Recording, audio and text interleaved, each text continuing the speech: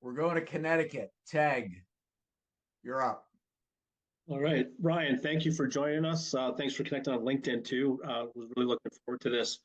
Um, I have a simple question for you, and it might be a softball question for you per se, Like it. or but as an educator and coach and athletic administrator, being in the leadership in the leadership space and coaching, and especially I've always been big on just the mental game and mental performance aspects of things.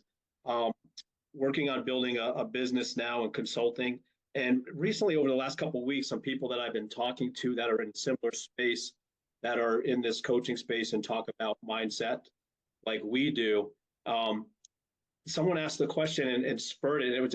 It's this simple question, but it really created some really excellent dialogue among some professionals.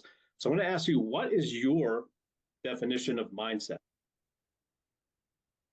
So it's a great question, Teg. It's nice to meet you as well. I've created a model called the belief blueprint, which I feel like kind of defines really how and why people do what they do, which to me is mindset, right? The underlying thinking that drives people's behavior.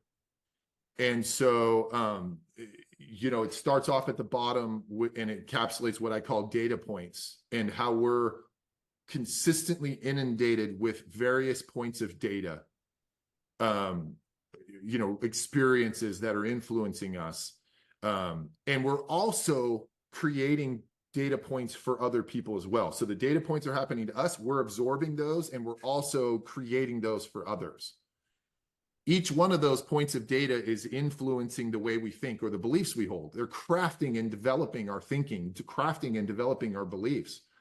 If I have a belief that a particular restaurant is really good, I've developed that belief by the data points that this particular restaurant has given me in the past.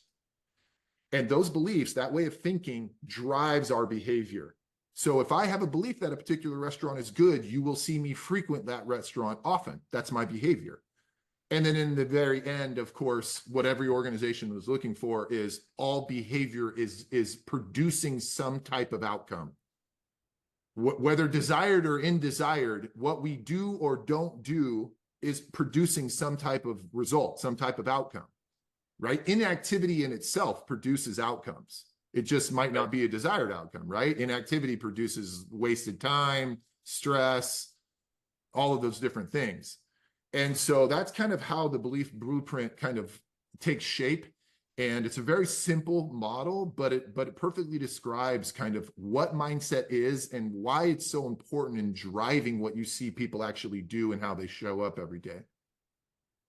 That's great. Thanks. No, I appreciate that answer. And it kind of gets into, I think, some of the conversations we had, because you think there might be some kind of a more simple answer, but there's so many underlying factors that go into, okay, an event happens, how am I going to respond to it related to that outcome that you're talking about too. And I think a baseline too that I always believe is someone's self-worth and their self-awareness.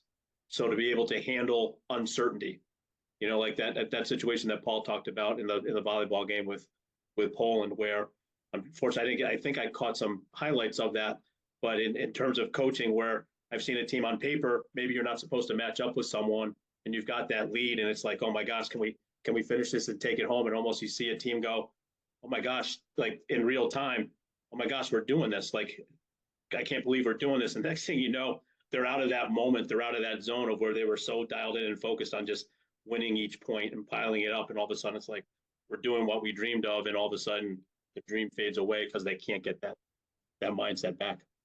Right. Yeah, there's a Scott, before we move on, just really quick, there's a great quote that I love that I heard. I was at a conference and there was a Navy SEAL captain there talking, and you learn a lot from Navy SEALs, of course. They've got lots of good leadership things to say. And this one stuck with me though, because it reminded me a lot of the volleyball performing and doing what you're saying. This guy said, under times of pressure, we don't rise to the occasion.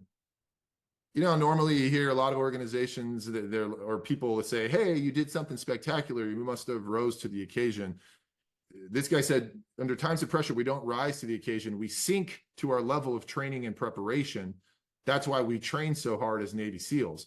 And I think it could be easily correlated to Olympic athletes as well. It's why we train so hard. It's that when the time comes and the pressure's on, which it's going to happen, you don't rise to the occasion. You sink to how prepared you really are.